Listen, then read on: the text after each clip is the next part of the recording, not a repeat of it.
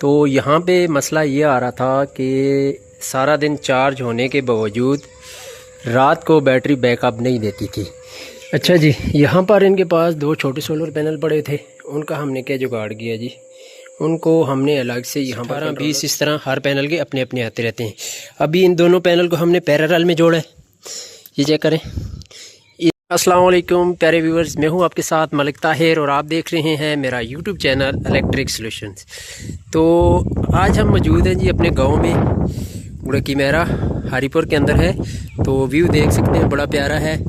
बारिश लगी हुई है, काम करने आए थे यहाँ पे, लेकिन बारिश की वजह से काम रुक गया है। तो जो भी मसले थे वो हल किए, तो आपके साथ डिस्कस करते हैं इंशाल्लाह। तो यहाँ पे 2 पैनल लगे हुए थे, एक 585 वाट का, और यहाँ पे ये मेरे ख्याल में 2 पैनल 250 वाट के लगे हुए हैं। तो हमने जो वर्किंग करनी थी वो 585 वाले पैनल के ऊपर करनी थी, लेकिन यहाँ पे कुछ प्रॉब्लम्स थी, वो आगे चल के आप दोस्तों के साथ शेयर करते हैं। सबसे पहले आप व्यू देख लें, बारिश लगी हुई है, बहुत ही प्यारा व्यू बना हुआ है पहाड़ों के दामन में। इस टाइम हम मौजूद हैं अपने गाँव के अंदर, ये चेक करें। तो नीचे चल के इंशाल्लाह आपको दिखाते हैं क्या क्या वर्किंग की है। हमने जो बैटरी बनाई थी पिछली, आपने देखी होगी वीडियो 100 एम्पेयर की ना, तो वो इंस्टॉल की थी। कुछ दिनों के बाद उसके अंदर कुछ मसाइल आ गए थे, तो उसके ऊपर भी बात करते हैं वो क्यों आए थे। बैटरी के अंदर तो कोई मसला नज़र नहीं आया, तो जो मसाइल थे वो इनके सिस्टम में थे ना। ये वायर जा रही है नीचे, यहाँ से नीचे इस पैनल के ऊपर सिस्टम लगा हुआ है। हम यहाँ पे आए थे, ये लेके आए थे हमारे पास से ये वाली बैटरी 100 एम्पेयर की ना। तो यहाँ पे मसला ये आ रहा था कि सारा दिन चार्ज होने के बावजूद रात को बैटरी बैकअप नहीं देती थी। तो जब हम यहाँ पे आए, कनेक्शन वगैरह चेक किए, एक तो इसकी इनपुट और आउटपुट अलग अलग होती है, तो इनको समझ नहीं होने की वजह से इलेक्ट्रीशियन को इन्होंने कनेक्शन उल्टे किए हुए थे। तो वो भी हमने सेट कर लिए, ये हमारी आ गई, आउट आ गई, और ये इन थी। तो कनेक्शन यहाँ पर कुछ उल्टे थे, जिसकी वजह से ये बैकअप भी ठीक नहीं दे रही थी। अभी इनका मसला हल किया, लेकिन अभी तक टेस्ट नहीं कर सके। उसकी वजह ये है कि बारिश लगी हुई है, तो धूप नहीं है। तो एम्पेयर मीटर भी लेके आए थे, अभी तक रिज़ल्ट नहीं निकला है, लेकिन सेटिंग वगैरह कर लिए।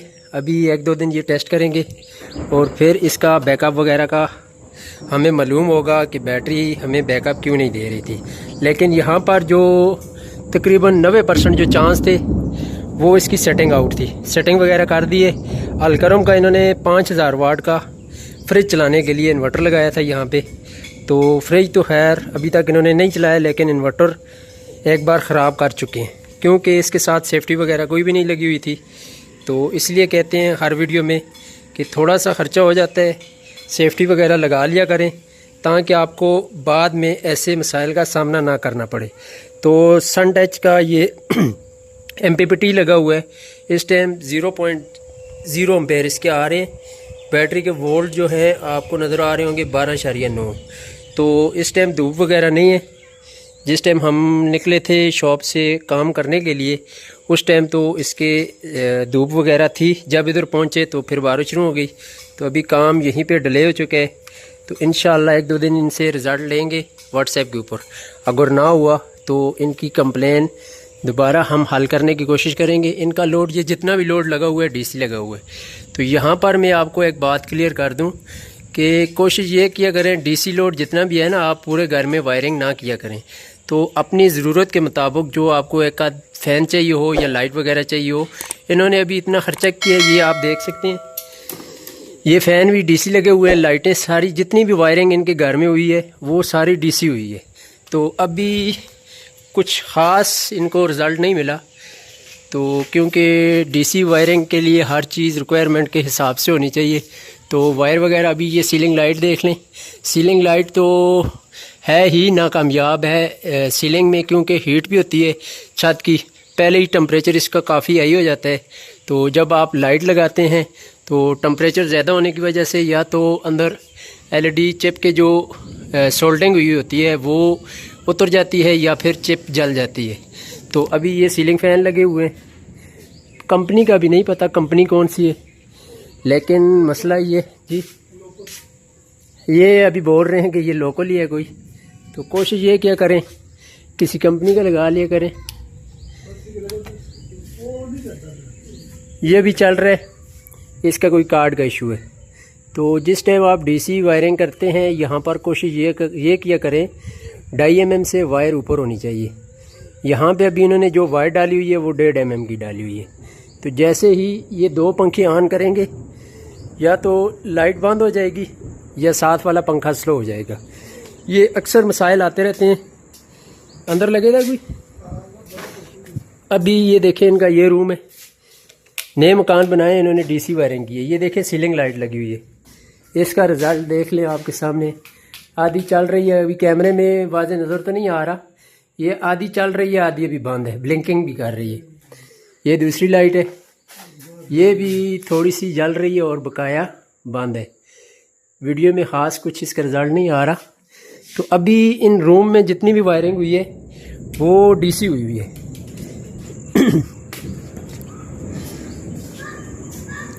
तो कहने का मकसद ये है, कोशिश ये किया करें डीसी वायरिंग, डीसी जो सिस्टम है ना, वो एक लोड शेडिंग का हाल है। गर्मी से आपके पास वो जब लाइट चली जाती है तो आप एक आध पंखा लगा के सिस्टम चला सकते हैं, 1-2 लाइटें चला के सिस्टम चला सकते हैं। लेकिन इस तरह आप पूरे घर में वायरिंग डीसी कामयाब नहीं, आप चला के पूरी घर में वायरिंग करके डीसी, तो इससे अच्छा रिज़ल्ट नहीं ले सकते। क्योंकि इसके जो वायरिंग में जितने भी जोड़ लगे होंगे ना, अभी कनेक्शन कहीं से भी इसका, क्योंकि पूरी वायर तो नहीं डाल सकते बंदा, इस फ़ैन से उस फ़ैन तक वायर जाएगी, वहाँ पे फिर जोड़ लगेगा। या तो फिर होना चाहिए वो, अगर आपने डीसी वायरिंग की हुई है किसी एक्सपर्ट से करवाएं, यहाँ से जब जाएगी वायर वहाँ पे आपने जोड़ लगाना है, हैंड से उसको वैसे ही काट के जोड़ लगाएंगे, फिर तो 6 महीने साल चलेगा। उसके बाद वहाँ पे स्पार्किंग करेगा, स्पार्किंग की वजह से वहाँ पे कार्बन आएगा और वो जोड़ वहाँ पे ख़त्म हो जाएगा। फिर आपको ढूंढने में मसला आएगा कि अभी मसला कहाँ पे बना है। तो फिर या वहाँ पे आप काविये की मदद से सोल्डिंग कर लें, पक्का जोड़ लग जाए, फिर तो चलें ठीक है, हो गया, फिर उसको लाइफ टाइम कुछ भी नहीं होना। अगर आपने वैसे ही जोड़ देना है, जैसे अभी ये लाइट जुड़ी हुई है, तो ये कुछ टाइम बाद 6 महीने 1 साल के बाद कार्बन आएगा, कार्बन आने की वजह से वो वहाँ से कनेक्शन डिस्कनेक्ट हो जाएगा। तो कोशिश ये किया करें पहले तो पूरे घर में वायरिंग इस तरह ना करवाएं, एक पंखा लगा लें, एक आध लाइट लगवा लें, ओपन लगवा लें, वो ज़्यादा बेस्ट है। ओपन लगवा लें, वो ज़्यादा बेस्ट है। बकाया अगर आपने इस तरह पूरी वायरिंग करनी है ना, फिर ये समझिए आपको 1 साल 1.5 साल में रिजल्ट मिल जाएगा। क्यों जी, आपको कितने टाइम में इसका रिजल्ट मिले? 1 साल हो गया। 1 साल हो गए, कोई फ़ायदा हुआ आपको? 0%। तो अभी इन्होंने देखें, ये अभी सिस्टम, वो फ़ैन की हालत देख लें, इस लाइट की देख लें और इस फ़ैन की देख लें, ये होल्डर लगा हुआ है, इसकी हालत देख लें। ये टोटल 1 साल टाइम हुआ है, तो इनका कोई ना कोई मसला इनमें आता ही रहा है। तो कहने का मकसद ये है, अगर आपके घर में आपने फिटिंग करवानी है, एक फ़ैन लगवा लें AC/DC, तो तार जितनी अच्छी हो ज़्यादा बेस्ट है। अगर ज़्यादा एक फ़ैन हो फिर तो कोई मसला भी नहीं है। अगर यहाँ पे 2.5 mm की भी वायर हो ना, दोनों पंखे एक वायर के ऊपर लगे हों, तो जिस टाइम आप एक पंखा ऑन करेंगे दूसरा ऑफ हो जाएगा, ऑफ ना हुआ तो स्पीड स्लो कर देगा। ये बहुत सारे मसाइल आते रहते हैं। पंखे मैंने लगाए थे और उस वजह से एक पंखा चल रहा है, बाकी 6 डिस्कनेक्ट। अभी ये कह रहे हैं कि हमने यहाँ पर 7 पंखे इंस्टॉल किए थे AC/DC, जिनमें से अभी पूरे साल में 1 चल रहा है, बकाया 6 बंद पड़े हुए हैं। अभी कम से कम वो 40-50 हज़ार रुपये के पंखे अभी इनके बेकार पड़े हुए हैं। उसके अलावा वो आपको बैटरी नज़र आ रही होगी, इसने भी इनको तकरीबन साल से 1.5 साल निकाले, बैटरी फारोग हो गई है। अभी हमने इनको बना के दी है लिथियम फास्फेट में, तो अभी इनका रिज़ल्ट भी इनके सामने आ जाएगा कि ये क्या करती है। अभी इनके कुछ मसाइल थे वो हल किए हैं, तो रिज़ल्ट जो है फिर 2-3 दिन लगेंगे, इंशाल्लाह रिज़ल्ट भी आ जाएगा। ये देखें, साथ में कंट्रोलर पहले लगा हुआ था, कंट्रोलर अभी ख़त्म कर दिए। बड़ा पैनल, वो भी मैं आपको दिखाता हूँ, बड़ा पैनल लगाया है, एक पैनल लगा हुआ है। ये फ्रिज तो चला रहे हैं, लेकिन मैंने इन्हें फ़िलहाल मना किए क्योंकि इनको बैटरी का रिज़ल्ट नहीं मिल रहा। जो करंट आ रहा है वो आगे फिर आउटपुट हो रहा है, बैटरी चार्ज नहीं हो रही थी। तो अभी इनको कुछ बातें समझाई हैं, इंशाल्लाह 2-3 दिन ये टेस्ट करेंगे, फिर कोई मसला हुआ तो इनका मसला दूर करने की पूरी कोशिश करेंगे। ये देखें, अभी 12.9 वोल्ट आ रहे हैं, बैटरी का ये वोल्ट है। ऊपर से नहीं आ रहे, क्योंकि ऊपर अभी धूप नहीं है, बादल हैं, तो जिसकी वजह से ऊपर वाला करंट बंद है। तो अभी ऊपर आपको पैनल भी दिखा देते हैं इंशाल्लाह।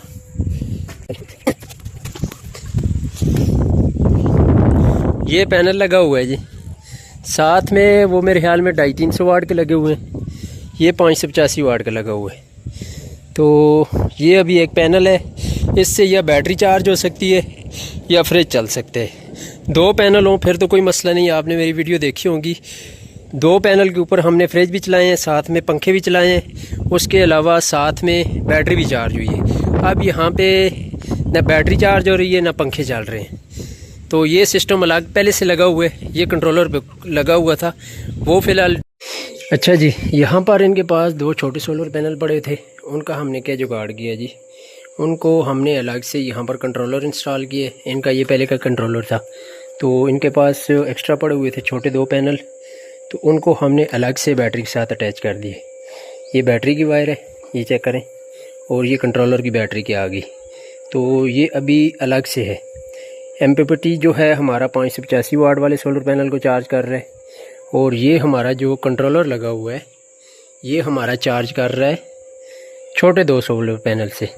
तो 180 वाट के 2 पैनल पड़े हुए थे इनके पास एक्स्ट्रा, तो वो भी हमने इसके साथ ऐड कर दिए। उससे चलो ये होगा, इनकी एफिशिएंसी में इजाफा हो जाएगा। तो ये अभी सेटिंग की है, इंशाल्लाह नेक्स्ट देखते हैं। फिर ये देखें जी, उस पैनल को हमने वहाँ एडजस्ट कर दिए, जो भी मसले थे यहाँ पर हमने सोल्ड आउट करने की कोशिश की है। साथ में ये 2 छोटे पैनल इनके पास पड़े हुए थे, वो अलग थे ना, वो अलग जुगाड़ था, तो अभी इनका कुछ जुगाड़ कम किए, इसके लिए अलग से वायर डाली है, नीचे वायर लेके गए। ये हमारी 585 वाट की वायर आ रही है, ये हमारा 585 वाट का पैनल था, और ये 2 पैनल इनके पास पहले के पड़े हुए थे DC सिस्टम के लिए 180 वाट के। अब ये होगा, इनकी एफिशिएंसी में थोड़ा सा इजाफा हो जाएगा, लोड ये ज़्यादा चला सकेंगे, बैटरी इनकी अच्छी चार्ज होगी। तो आज बदकिस्मती से बादल आए हुए हैं, देख लें, धूप होती तो फिर तो इंशाल्लाह फुल इसका रिज़ल्ट आज लेके जाना था, तो धूप ना होने की वजह से थोड़ी सी परेशानी बन गई है। फिर भी अगर कोई मसला हुआ तो इंशाल्लाह नेक्स्ट वीडियो आप दोस्तों के साथ शेयर करेंगे कि आया इसका क्या रिज़ल्ट निकला था। तो हमेशा आप मेरी दूसरी तीसरी वीडियो देखते रहते होंगे लिथियम फास्फेट या लिथियम आयन बैटरी के हवाले से, तो किसी भाई को भी चाहिए हो हमारे साथ व्हाट्सएप के ऊपर रब्ता कर सकते हैं। इंशाल्लाह उसको उसकी मर्ज़ी की बैटरी तैयार करके देंगे, काम करके देंगे, अच्छा रिज़ल्ट मिलेगा। ये चेक करें ना, ये इसके कनेक्शन कैसे किए हैं। अक्सर दोस्त पूछते रहते हैं छोटे पैनल को बड़े पैनल के साथ क्या सीरीज़ में लगाएं या पैरेलल में लगाएं। देखें, इसका करंट कुछ और है, उसका करंट कुछ और है। वो हमें देता है 48 वोल्ट, ये होता है DC करंट के लिए, DC सिस्टम के लिए। तो इसके वोल्ट होते हैं 24, 25, 18, 20, इस तरह हर पैनल के अपने अपने आते रहते हैं। अभी इन दोनों पैनल को हमने पैरेलल में जोड़ा है, ये चेक करें, इसकी जमा और इसकी जमा आपस में अटैच की है, इसकी माइनस और इसकी माइनस आपस में अटैच की है। दोनों को अटैच करके हम ये नीचे माइनस प्लस ले गए हैं। कहने का मकसद ये है, अगर आपने कंट्रोलर के ऊपर या MPPT के ऊपर छोटे पैनल लगाने हैं ना, छोटे पैनल को सीरीज़ में लगाने का कोई फ़ायदा भी नहीं है, क्योंकि उसके वोल्ट ज़्यादा होते हैं, हैवी होते हैं, वो एम्पेयर में बूस्ट हो जाते हैं। लेकिन ये वाले जो पैनल हैं इनका करंट बूस्ट नहीं होता। तो फिर कोशिश ये किया करें, आप करंट बढ़ाने के लिए छोटे पैनल को हमेशा पैरेलल में लगाया करें। तो पैरेलल में ज़्यादा फ़ायदा आपको इसलिए देते हैं, अगर मिसाल के तौर के ऊपर ये 150 वाट का पैनल ये है 150 वाट का पैनल ये है, 6 एम्पेयर इसके हैं, 6 एम्पेयर इसके हैं। अगर इन दोनों को आप सीरीज़ में लगाएंगे तो ये 6 एम्पेयर ही रहेंगे, वोल्ट बढ़ जाएंगे। जिस टाइम आप इनको पैरेलल में लगाएंगे ना, इसकी प्लस आपस में अटैच करेंगे, इसकी माइनस आपस में अटैच करेंगे, फिर ये होगा 6 एम्पेयर इसके होंगे, 6 एम्पेयर इसके होंगे, ये बन जाएंगे आपके पास 12 एम्पेयर। उस तरह आपको पैरेलल में ये ज़्यादा फ़ायदा देता है। तो